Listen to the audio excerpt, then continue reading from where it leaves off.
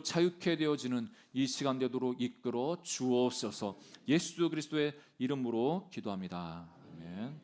하나님의 주신 말씀 함께 보겠습니다. 오늘 말씀은 민수기 13장 25절에서 33절 말씀 보겠습니다.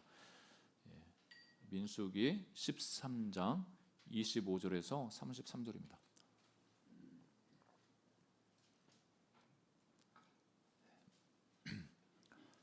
교독하겠습니다. 40일 동안 땅을 정탐하기를 마치고 돌아와 바란 광야 가데스에 이르러 모세와 아론과 이스라엘 자손의 온 회중에게 나와 보고하고 그 땅의 과일을 보이고 모세에게 말하여 이르되 당신이 우리를 보낸 땅에 간즉 과연 그 땅에 젖과 꿀이 흐르는데 이것은 그 땅의 과일이니이다. 그러나 그 땅 거민들은 강하고 성읍은 견고하고 심이 클 뿐 아니라 거기서 아낙 자손을 보았으며 아말렉인은 남방 땅에 거주하고 헤딘과 여부스인과 아모리인은 산지에 거주하고 가나안인은 해변과 요단가에 거주하더이다. 갈렙이 모세 앞에서 백성을 조용하게 하고 이르되 우리가 곧 올라가서 그 땅을 취하자 능히 이기리라 하나 그와 함께 올라갔던 사람들은 이르되 우리는 능히 올라가서 그 백성을 치지 못하리라 그들은 우리보다 강하니라 하고 이스라엘 자손 앞에서 그 정탐한 땅을 악평하여 이르되 우리가 두루 다니며 정탐한 땅은 그 거주민을 삼키는 땅이요 거기서 본 모든 백성은 신장에 장대한 자들이며 같이 읽습니다. 거기서 네피림 후손인 아낙 자손의 거인들을 보았나니 우리는 스스로 보기에도 메뚜기 같으니 그들이 보기에도 그와 같을 것이니라. 아멘. 5월 21일에 아까 말씀드렸던 것처럼 부부의 날인데 둘이 하나 된다고 해서 21일을 정했다고 합니다. 부부의 날을 맞이하여서 그 20, 30대 이제 기혼자들 결혼한 사람들을 대상으로 해서 이제 설문을 했다고 합니다. 목회 연구소에서 이제 그 조사를 해봤더니 세 가지 이제 질문을 한 거죠. 기혼자들에게 부부 싸움을 어느 정도 하느냐 그것을 이제 조사를 해봤더니 응답자 중에 91%가 부부 싸움의 경험이 있고 또 전체 세 쌍 중에 두 쌍이 한 달에 한 번 싸운답니다. 한 달에 한 번. 우리 도표 한번 보여주실래요? 다음에 한 달에 한 번 싸우는 게 이제 65%. 여러분들 아직 여러분은 이제 안 싸우잖아요. 우리 젊었을 때 혈기에 치고받고 싸우는 횟수가 이게 많습니다. 그러면 이 부부 싸움을 하는데 그러면 그 부부 싸움을 하는 원인 제공은 누가 하느냐? 누가 원인 제공을 많이 하냐? 여러분 누구겠습니까? 누굴까요? 뻔한 답이 다음 도표 보여주면 그 부부싸움 원인 제공자는 누구냐? 남편이 73%라. 남편이 시작을 합니다. 그런데 그 재미있는 게 그러면 화해를 주도하는 게 누구냐? 뭐 남편이 주도해서 싸움을 일으킬 뿐만 아니라 싸움을 봉합하는 결자 해지죠. 결자 해지. 그런 이제 보통 이제 싸움을 하면 아내 이제 자매 성향상 뭐 이게 일반적인 건 아니지만 입을 그 말을 안 하려고 하고 이제 방을 닫고 이렇게 하는데 또 그 반대일 경우도 있습니다. 꼭 남자라서 여자라서 그런 거는 또 없는 것 같습니다. 또 반대로 이제 싸움을 일으키고 먼저 이제 여자가 또 봉합하는 그런 경우도 있는 것 같습니다. 그럼 마지막 세 번째 이제 질문한 게 그러면 그 지금 이제 부부 같이 이제 사는데 만약에 다시 태어나 가지고 결혼한다면 내 배우자와 결혼할 거냐 이렇게 물어봤는데 여러분 어떻습니까? 여러분들한테 이제 답을 여기 나오기 전에 여러분들은 이제 여기 장로님 권사님 이게 잘못했다가 이거 부부 싸움 날 수 있는데 다시 태어나면 지금 사시는 분과 같이 살겠습니까? 잠시 주춤했는데 제 아내는 반드시 같이 살 것 같습니다. 저도 그렇고 아닌가요? 너무 거짓말을 했나요? 다음 이제 투표를 보여주면 특이하게 이제 결혼하지 않겠다가 이제 전체에서 67%, 내가 이놈이랑 다시 결혼하나 보라. 그래서 결혼하지 않겠다가 이렇게 고, 남자들 같은 경우에는 여성들보다는 그래도 결혼하겠다가 42%. 남자들 의리의 사나이들. 그래도 다음 생 다시 태어난다면 이 사람과 결혼하겠다. 근데 여자는 24%만 내가 다시 태어나면 이 사람이랑은 결혼 안 해. 오히려 76%는 다른 사람과 결혼하겠다고 이렇게 대답을 했습니다. 우리 형제님들은 긴장을 하셔야 됩니다. 남자분들은. 그러면 이제 부부가 이렇게 갈등이 다 있지 않습니까? 공동체, 사람 사는 데는 어디든 다 갈등이 있습니다.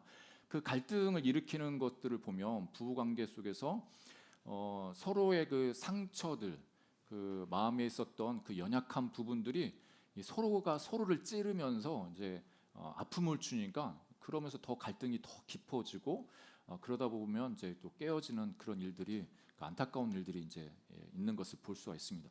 어떻게 보면 우리 안에 있는 그 상처들, 연약함들을 좀 이렇게 성숙시키고 훈련되어져서 좀 더 자라난다면 서로 부부 관계 속에서 더 조금 행복한 그런 신앙생활을 할 수 있을 것 같습니다. 오늘 이 시간에는 이 낮은 자존감을 주제로 말씀을 증거하기 원하는데, 이 원수가 이 사람을 쓰러뜨릴 때, 우리를 영적으로 공격할 때, 우리가 생각할 때 그 원수 마귀는 우리가 막 기도할 때 예수 이름으로 물리치고 막 그러지 않습니까? 여러 가지로 공격할 수 있죠. 환경으로도 공격할 수 있고, 뭐 진짜 쫙 나타나서 이렇게 공격하는 경우는 없죠. 어떻게 보면 여러 가지 뭐 재정의 어려움이라든지 어떤 아무튼 그 육체적인 고통으로도 우리를 공격할 수 있는데, 이 원수가 제일 정말 강력한 무기로 그 사람을 무너뜨리는 것이 무엇이냐면 바로 이 낮은 자존감입니다. 치명적인 아주 강력한 무기입니다. 이 낮은 자존감을, 그 사람의 그 낮은 자존감을 가지고 계속 흔들면 신앙생활 몇 년 그 오래 했어도 그거 상관없습니다. 그 사람이 목회자여도 상관없습니다. 목회자인 경우도 이 낮은 자존감을 가지면 정말 힘듭니다. 저도 이 과거에, 지금도 그런 연약함들 때문에 원수가 막 공격할 때 다운되고 그런 경우도 있지만, 여러분 모든 사람들이 이 자기 자존감이라고 할 때 이 자기 존중감이죠. 그러니까 자기 존중감이 높은 분들은 자기에 대해서 나는 가치 있는 사람이야, 나는 사랑받고 나는 뭐 할 수 있어, 이 자신감이 있고 또 소속감이 아주 튼튼한 것을 볼 수가 있습니다. 그런데 그렇지 못하는 경우는 우리 마음 가운데 나를 되게 열등한 존재로 이렇게 생각을 하고, 남과 뒤처진다고 생각하고, 나는 가치 없는 존재 이렇게 하면서 그런 생각이 끊임없이 나를 공격하고, 내가 그 생각에 사로잡혀서 묶여지는 경우가 있는 것을 봅니다. 어떻게 보면 오늘 이 말씀에서도 자기 자신을 메뚜기처럼 생각했던 10명의 그 정탐꾼들, 뭐 현실적으로 키가 뭐 이렇게 비교가 될 수 있겠죠. 그런데 그것이 사실이라 할지라도 그걸 받아들이는 그 입장에서 더 크게 그걸 확대 해석하고, 다른 그 사람도 나를 그렇게 생각할 거야 넘겨 짚어서 그 사람들도 나를 메뚜기처럼 볼 거야 하면서 더 이렇게 그 생각이 발전해 나가는 것을 볼 수가 있죠. 그래서 원수가 우리를 끊임없이 공격을 하는데, 그렇기 때문에 베드로 사도는 근신하고 깨어 있으라고 이렇게 우리를 권면합니다. 베드로전서 5장 8절에 이 마귀가 우는 사자와 같이 우리를 삼키려고 합니다.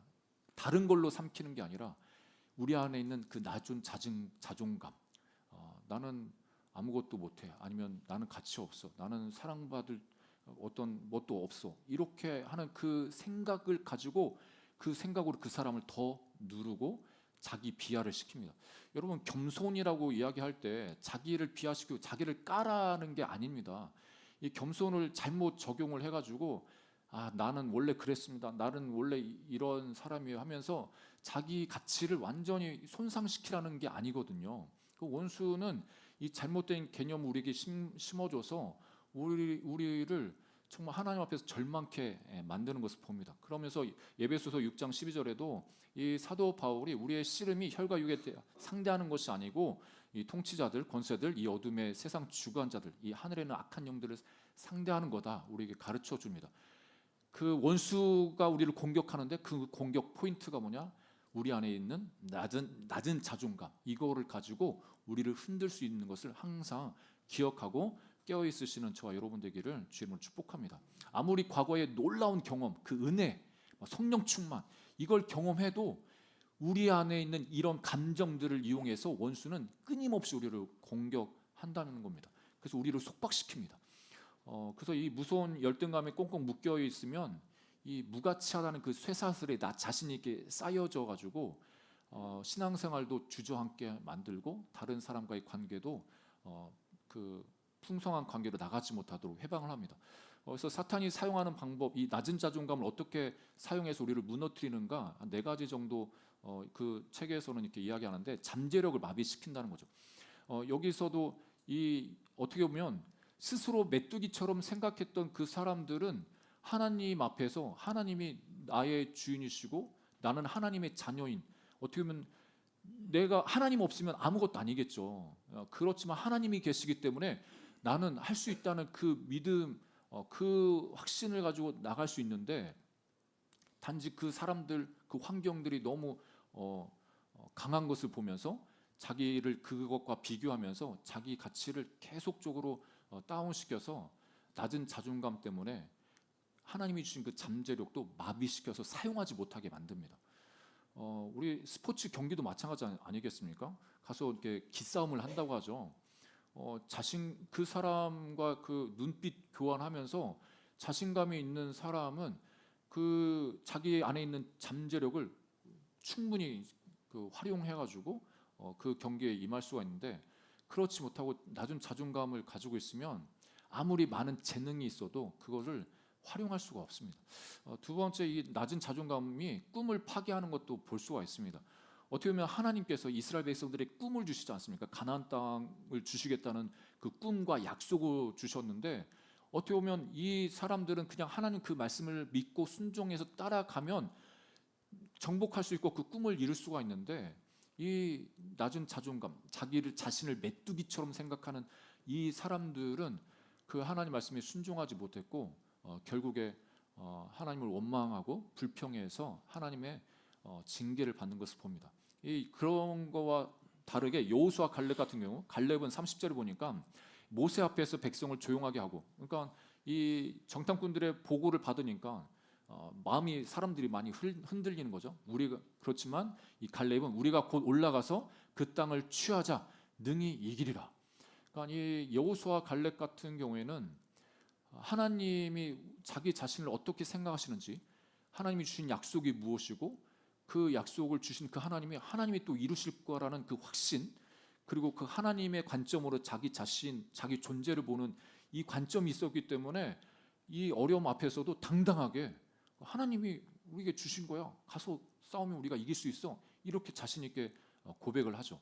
그렇지만 열 정탐꾼은 31절부터 33절을 보니까 그와 함께 올라갔던 사람들이 이르되 우리는 능히 올라가서 그 백성을 치지 못하리라, 그들은 우리보다 강하니라 하면서 32절에도 그 정탐한 땅을 악평, 그러니까 어떻게 보면 사실 그대로 보면 적과 꿀이 흐르는 땅, 너무나 좋은 땅, 하나님이 약속하신 그 땅 너무나 좋아, 이렇게 앞에서는 보고를 했다가 뒤에 가서는 악평을 해버립니다. 그 땅은 우리가 취할 수 없는 땅이야 하면서 모든 백성이 신장이 장대하다. 33절에 보니까 안악자손 거인들도 보았다. 스스로 보기에도 우리가 메뚜기 같다. 그러면서 더 나아가서는 그들이 보기에도 우리가 그렇게 보일 거야. 이거는 자기 추측이죠. 자기 그 낮은 자존감에서 생기는 그 감정에 의해서 자기가 그것을 해석해 버리는 겁니다. 우리가 이 낮은 자존감을 갖고 있으면 그 감정이 그 잘못된 해석을, 그 상황에 대한 잘못된 해석을 해버립니다.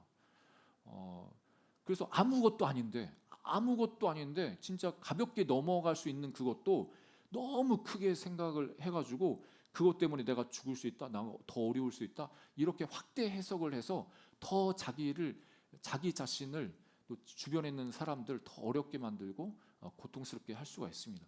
여러분, 참 안타깝지만 이런 낮은 자존감으로 해서 우리 꿈이 포기되어지고 잃어버렸다면 하나님께서 우리 다시 한번 회복시켜 주시기를 주 이름으로 축복합니다.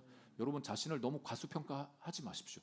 하나님께서 택하신 저와 여러분들, 하나님이 함께 하시기 때문에 우리가 자신감을 가질 수 있고 또 높은 자존감을 가지면서 주님께서 우리에게 주신 그 꿈, 하나님의 그 비전을 우리가 이룰 수가 있습니다. 세 번째 보니까 낮은 자존감은 대인관계를 해칩니다. 여러분 부부관계에서 너무 힘든 것은 부부관계에서 그 상대방이 낮은 자존감 때문에 툭 하면은 자기 자신을 비하하면서 내가 원래 이렇지 뭐 하면서 좀 신세 한탄하고 그러면 몇 번은 긍휼히 여기면서 참 안타깝게 생각할 수 있지만 이게 계속적으로 가면 상대방이 참 힘들어집니다. 그 말을 쏟아부고 그러면 너무 힘들어집니다. 처음에는 이해하고 그래 그렇지 않아 그렇지 않아 이렇게 해도 이게 반복되면 너무 힘들어지는 거예요. 대인관계가 너무 힘들어집니다. 그리고 이 대인관계뿐만 아니라 하나님과의 그 관계가 너무 또 힘들어집니다. 그러니까 하나님이 나를 도와줄 수 있는데 나는 왜 이렇게 되나, 그러면서 하나님에 대한 원망이 생기면서 하나님과의 관계가 조금씩 의심이 생기면서 원망이 생기면서 틀어지게 되어 있습니다. 그래서 이 낮은 자존감이 대인관계뿐만 아니라 하나님과의 관계를 깨질 수 있다는 것을 항상 기억하기를 주님으로 부탁드립니다. 그 다음에 마지막으로 이 낮은 자존감은 사역에도 방해가 됩니다. 여러분 교회에서 저도 그렇지만 여러분들도 경험하셨을 텐데 누군가 리더가 뭔가를 이렇게 부탁을 하고 시키면 나는 안 됩니다. 나는 못합니다. 나는 노래도 못하고 나는 너무 이렇게 담대하지 못합니다. 앞에 설 수가 없습니다. 예. 힘이 없습니다. 예, 저도 옛날에 그런 걸 많이 했거든요. 하루는 어떤 청년 때 저보고 레크레이션을 부탁하는 겁니다.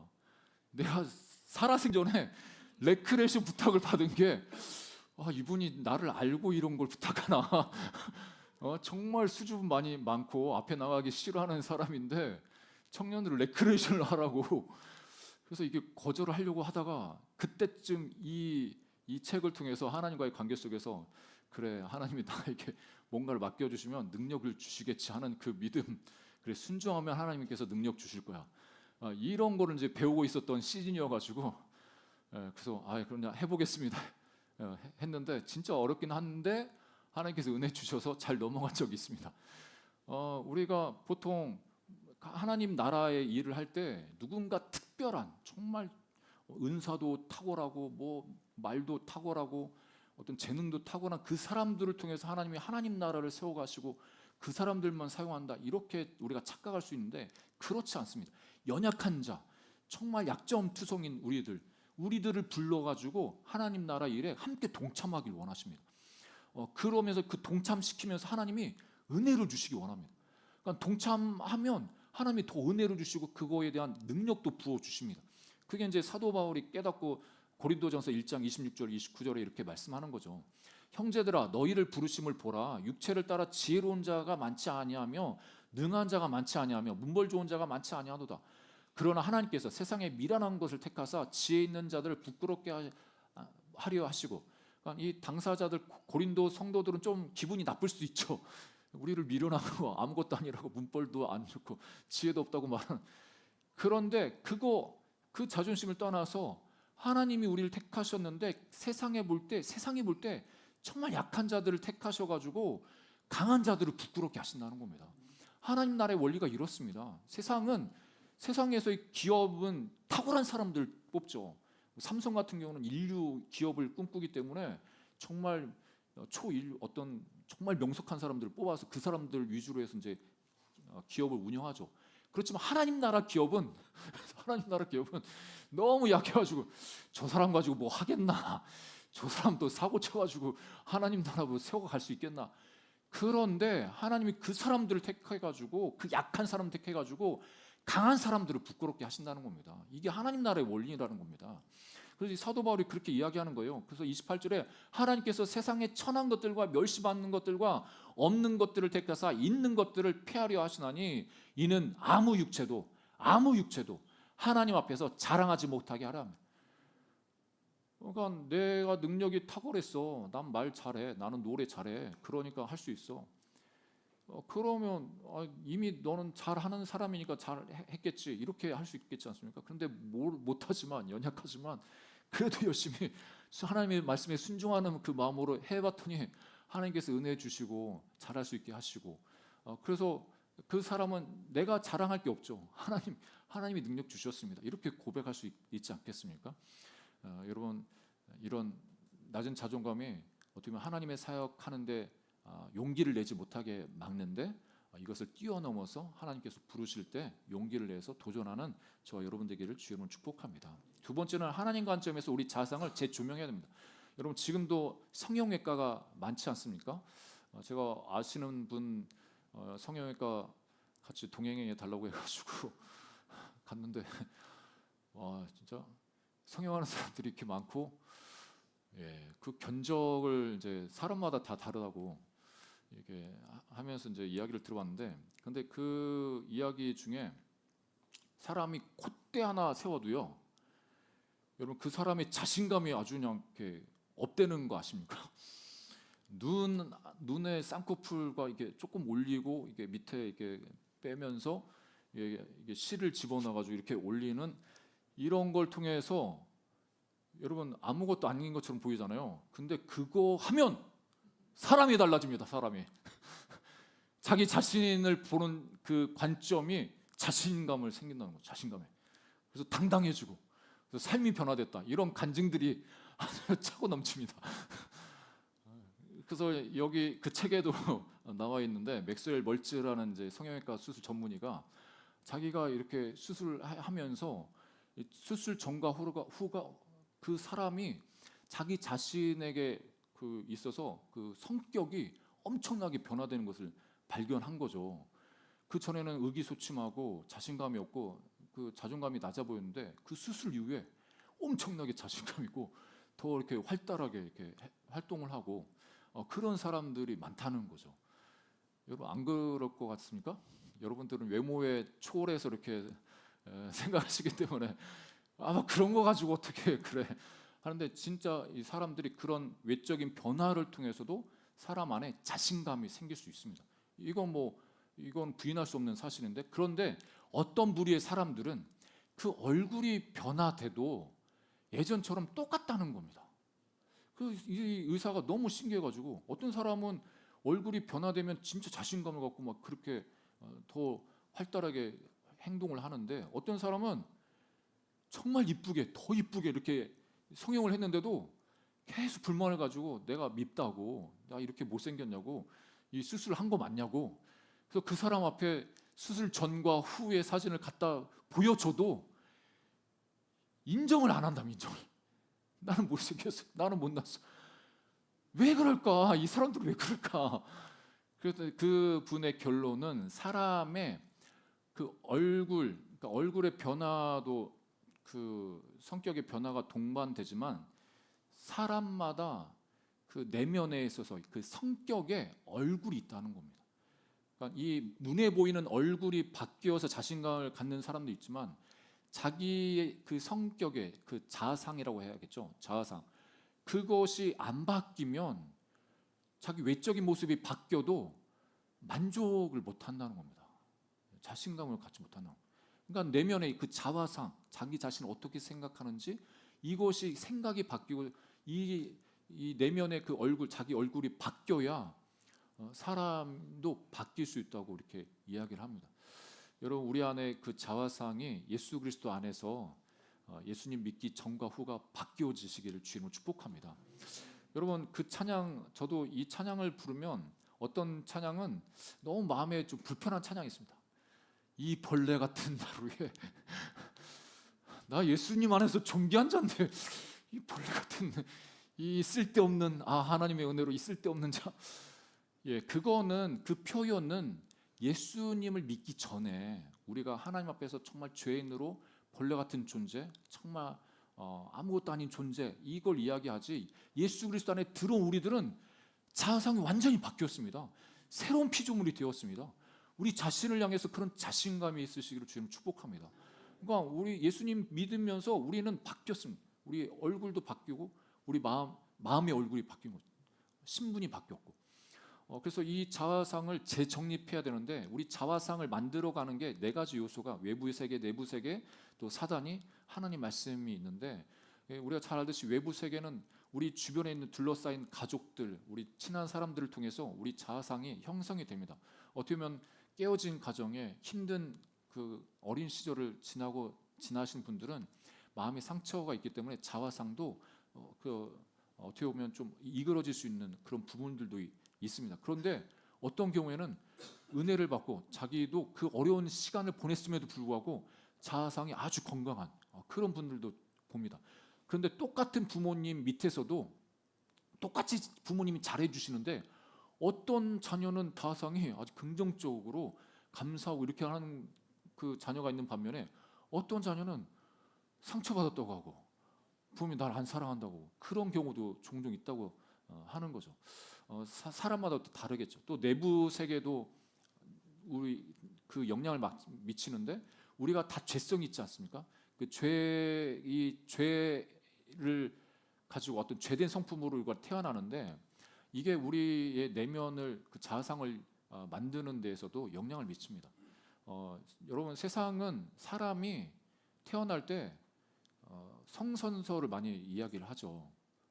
태어날 때 어떻게 보면은 본성적으로 도덕적으로 선하고 중립적인 존재로 태어난다 이렇게 생각하는데 성경적으로는 우리는 하나님 앞에서 죄인으로 하나님의 형상으로 창조는 되었지만 그 죄가 이어져서 깨어진 형상 우리가 태어나서 우리 자체가 죄를 가지고 태어난 죄의 성품을 가진 자라고 이야기를 합니다. 그러니까 어린아이가 착하다고 순수하다고도 하는 그런 부분도 인정이 되지만 어떤 부분은 정말 어른보다도 더 악한 그런 부분들이 있습니다. 그래서 요즘 청소년들 범죄를 보면 너무 안타까운 경우 많지 않습니까? 아무튼 그런 인간의 뇌성, 이 죄에 대한 이 죄성이 우리 자아상을 형성하는 데도 영향을 미칩니다. 그리고 사단이 끊임없이 우리 스스로를 멸시하게끔 만듭니다. 여러분 사단이 주는 그 자기를 멸시하는 그런 생각들에 여러분 동의하지 마십시오. 아무리 여러분이 죄에 짓고 넘어지고 연약해서 그렇다 할지라도 원수가 여러분을 멸시하면서 그렇게 공격할 때 그것에 동의하지 마십시오. 이 원수는 끊임없이 우리를 향해서 거짓말을 합니다. 그래서 요한복음 8장 44절 후반절에도 이 사단을 향해서 거짓말쟁이다, 거짓의 아비다 이야기하고 요한계시록 12장 10절 후반절에도 형제들 참소하던 자, 곧 우리 하나님 앞에서 밤낮 참소하는 자가 쫓겨났다고 합니다.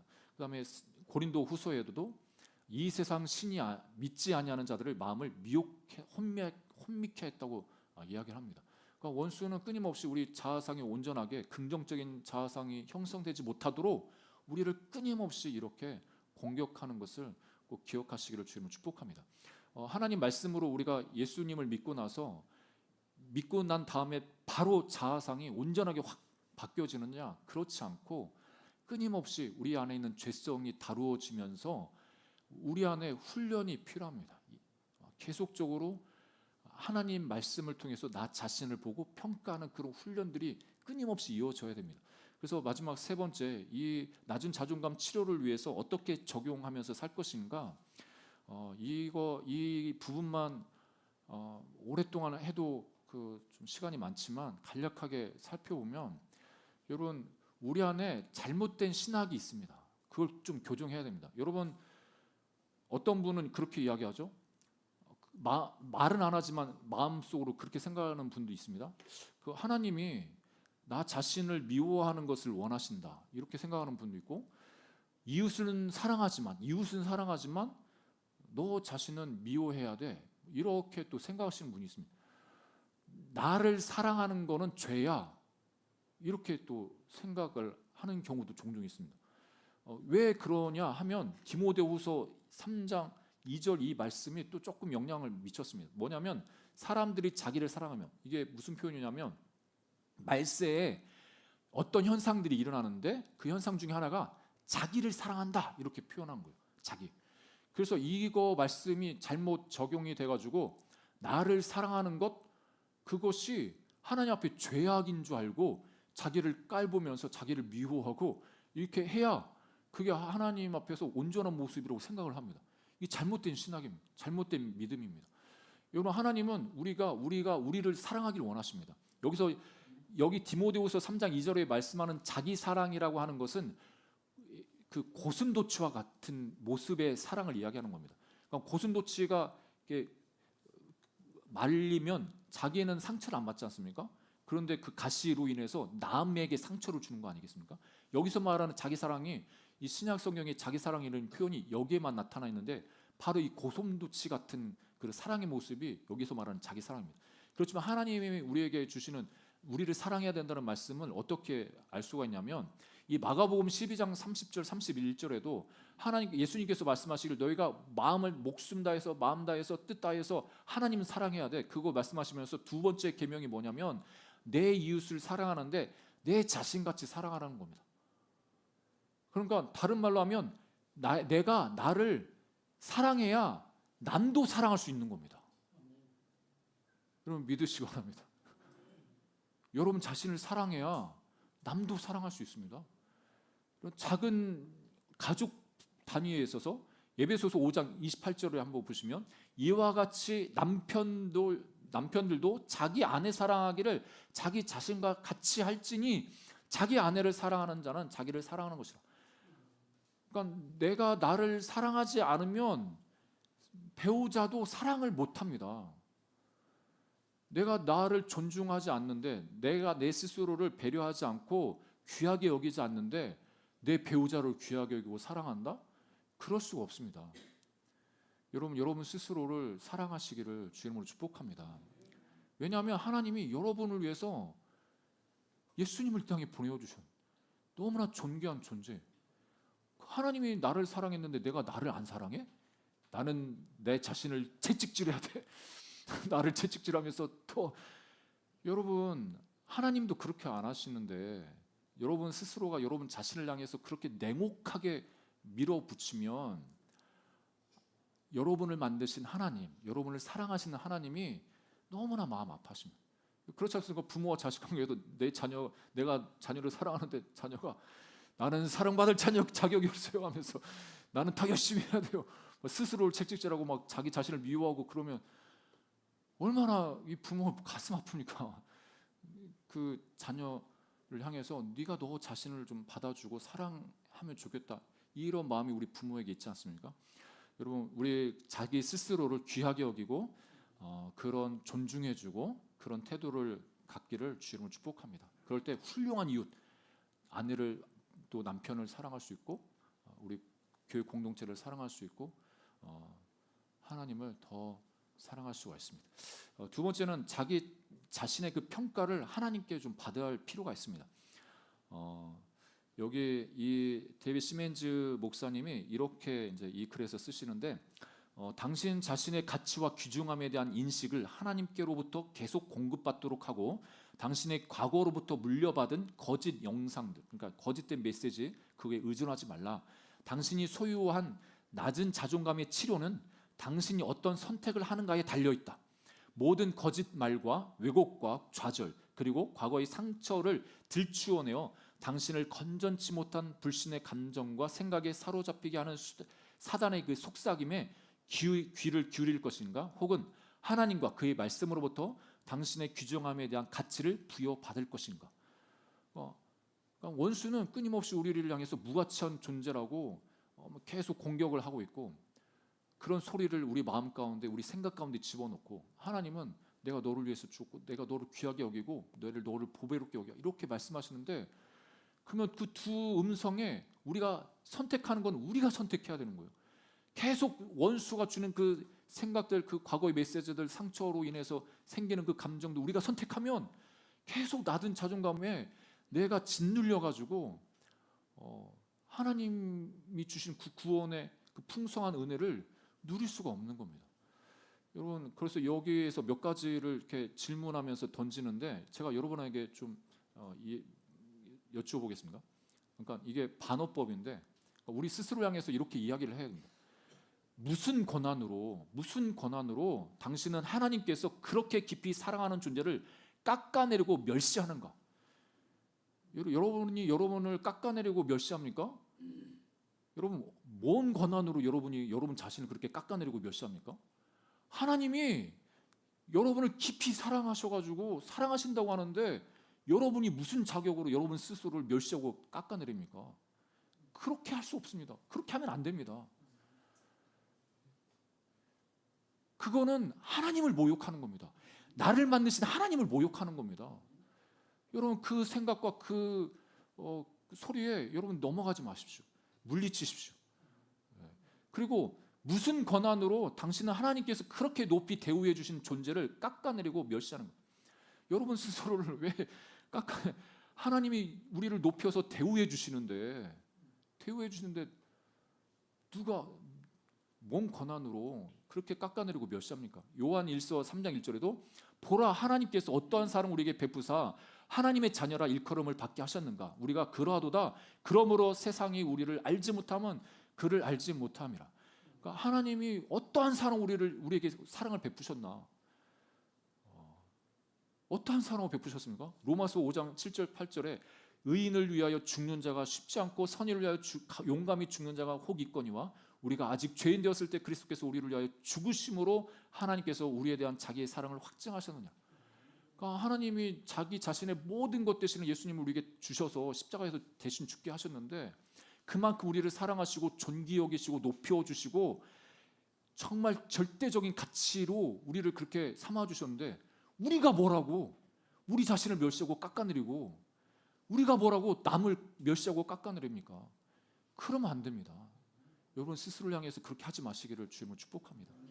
그리고 이 무슨 권한으로 당신은 하나님께서 그렇게 완전하게 필요를 채워주시는 존재를 깎아내리고 멸시하는가 이렇게 물어보는데 이 마태복음 7장 11절에도 너희가 악한 자라도 좋은 것으로 자식에게 줄 줄 알거든 하물며 하늘에 계신 너희 아버지께서 구하는 자에게 좋은 것으로 주시지 않겠느냐.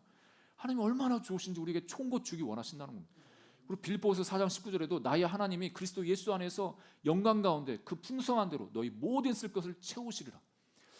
여러분 우리가 생존에 대한 이 두려움들이 다 있습니다. 그러니까 재정적으로 압박을 받으면 마음이 쫄리고 뭔가 더 열심히 좀 좋은 직장을 얻어서 또 그것들이 이런 좋은 것들이 물건이 들어오길 원하고 그렇게 하길 원합니다. 그러면서 우리 스스로를 향해서도 좀 압박하면서 좀 이렇게 쫄 수 있는데 여러분 이 말씀을 기억하십시오. 하나님이 여러분의 공급자 되십니다. 그 공급자인데 찔끔찔끔 주는 공급자가 아니라 완전한 공급자라고 합니다. 여러분들이 그런 존재입니다. 그런 공급을 받는 존재들이라고 하나님 말씀하십니다. 그러니까 그런 어려움 앞에서 당당하십시오. 하나님이 이 풍성한 내 모든 쓸 것 풍성히 채워주실 거야. 그렇게 여러분 자신을 격려하시기를 주님으로 축복합니다. 여러분 스스로를 격려하셔야 됩니다. 근데 마지막 세 번째 성령님과 함께 동역하라는데 여러분 오늘이 성령 강림 주일입니다. 성령 강림 주일. 성령님께서 이 땅에 오신 게 얼마나 놀랍고 얼마나 감사한지요. 성령님께서 우리 안에 계셔서 떠나지 않으시고 우리가 변화되도록 끊임없이 우리를 도와주십니다. 우리 낮은 자존감이 치유되도록 계속 우리를 격려해 주십니다. 도와주시기 위해서 우리 함께하고 계십니다. 이게 변화가 하루아침에 일어나지 않습니다. 구원, 중생, 이 신분의 변화는 하루아침에 일어나죠. 예수님을 믿는 그 순간에 이 죄인에서 의인으로 신분이 하루아침에 바뀝니다. 그렇지만 우리의 죄된 성품은 여전히 남아있고 그것이 바뀌어지고 성장하기 위해서는 끊임없이 말씀을 통해서 우리가 훈련되어지고 변화되어지는 그 과정, 성화의 과정이 필요합니다. 우리 내면도 그런 과정이 필요합니다. 그래서 로마서 12장 2절에도 너희는 이 세대를 본받지 말고 오직 마음을 새롭게 함으로 변화를 받아 하나님의 선하시고 기뻐하시고 온전한 뜻이 무엇인지 분별하도록 하라. 그러니까 마음을 새롭게 함으로 변화를 받는 게 한 번 받는 게 아니라 지속적인 미완료 시대입니다. 계속적으로 받으라는 겁니다. 계속적으로. 여러분 지금까지 신앙생활을 하시면서 여기까지 오셨는데 이만하면 됐지 이렇게 생각하실 수 있겠지만 아니요, 우리는 하나님 앞에 갈 때까지 우리 내면이 계속 가꾸어져야 됩니다. 우리 안에 잘못된 원수가 심어주는 풀 같은 잡초 같은 그것들을 뽑아내야 되고 그 낮은 자존감, 내 자존감이 낮아져 있으면 계속 나를 격려해서 일으켜 세워야 되고 그래서 하나님이 원하시는 그 긍정적인 자상으로 견고하게 세워지도록 우리를 격려하면서 성령님의 도움을 받아야 됩니다. 그래서 우리가 우리 자신을 깎아내리고 막 비하하려고 할 때마다 하나님께 물어봐야 됩니다. 어떤 게 옳은지, 이런 생각이 옳은지 그른지를 판단해 달라고 하나님께 말씀을 드려야 됩니다. 하나님께서 직간접적으로 하나님께서 말씀하실 겁니다. 어떤 분은 하나님이 직접적으로 계시를 듣기 원하는 분들도 많습니다. 제가 옛날에 그런 경우 있습니다. 아, 하나님이 진짜 살아계신 하나님 나한테 딱 나타나가지고 내가 너를 사랑한다 이 한마디만 하면 내 자아상은, 낮은 자존감은 다 싸그리 없어지고, 야, 내가 이런 존재군 하면서 이렇게 회복될 것 같은 그런 기대에 하나님 그런 음성도 한번 주십시오. 꿈에서라도 하나님 나타나서 좀 한번 그렇게 해주십시오. 예, 웬걸 안 나타나시고 안 들려주시고 답답해가지고, 너무 답답해가지고. 그런데 하나님의 방법은 이미 성경을 통해서 내가 너한테 그렇게 말했는데, 십자가에서 그렇게 너 증명했는데 그걸 그냥 받아들이면 돼. 받아들이면 어느 순간에 더 깊은 확신 가운데 자신감이 생기고, 그게 마음의 감동으로 이게 말씀이 살아 움직여가지고 이렇게 다가오는 그걸 경험하게 하십니다. 여러분, 들리는 게 없고 느껴지는 게 없어도 여러분 살아계신 하나님 말씀, 기록된 이 말씀, 여러분을 향해서 뭐라고 말씀하셨는지 그것을 항상 읽고 선포하고 나 자신에게 적용하시기를 주 이름으로 축복합니다. 그 성경을 통해서 나에게 지금도 말씀하십니다. 하나님이 지금 말씀하십니다. 그 음성 듣기를 주 이름으로 축복합니다. 말씀에 결론을 맺으면 이 사단은 끊임없이 우리의 낮은 자존감을 공격할 겁니다. 왜냐하면 그렇게 하면 여러분의 믿음과 신앙이 그 낮은 자존감을 공격해서 쓰러지게 만듭니다. 하나님을 의식하게 만들고, 위축되게 만들고, 또 공동체에서 도전하지 못하게 만들고, 관계가 깨어지게 만들고. 그래서 원수는 끊임없이 우리가 살아생전에 이걸 가지고 계속 공격을 할 겁니다. 그럴 때마다 하나님 말씀을 붙잡으시기를 주님을 축복합니다. 그 말씀으로 여러분 자신을 평가하고 존중하고 여러분을 격려하시기를 주님을 축복합니다. 여러분 자신을 안아주셔야 됩니다. 여러분 뭐 자녀들도 안아주고 배우자도 안아주지만 먼저 여러분 자신을 안아주셔야 됩니다. 여러분 자신을. 우리 여러분 자신 한번 알아볼까요? 이게 필요합니다. 이게 정말 필요합니다. 여러분 자신을 안아주셔야 됩니다. 이렇게 하시면서 여기 화면에 몇 가지 제가 한번 기록해봤는데 보이시나요? 잘? 한번 나에게 이렇게 고백한다고 생각하시고 한번 고백해 볼까요? 다들 자기를 안습니다. 이렇게. 그래서 같이 읽겠습니다. 시작. 나는 하나님이 깊이 사랑하시는 존재이다. 나는 하나님이 존귀하게 여기시는 존재이다. 나는 하나님이 높이 대우해 주시는 존재이다. 나는 하나님이 높은 가치를 부여하신 존재이다. 나는 하나님의 완전한 공급을 받는 존재이다. 나는 나 자신을 깎아내리지 않겠다. 나는 나를 사랑하겠다. 아멘. 네, 이걸 기억하시면서 우리 함께 기도하겠습니다. 찬양을 하고 싶지만 시간 관계상 우리 함께 기도할 때 하나님 우리를 이렇게 사랑해 주셔서 감사합니다. 존귀하게 여겨 주셔서 감사합니다. 정말 우리를 높이 대우해 주셔서 감사합니다. 높은 가치를 우리에게 부여해 주셔서 감사합니다. 내가 내 자신을 사랑하지 못한 것, 하나님의 그 기준과 그 말씀으로 나를 받아들이지 못하고 나 자신을 깎아내리고 멸시한 것 용서해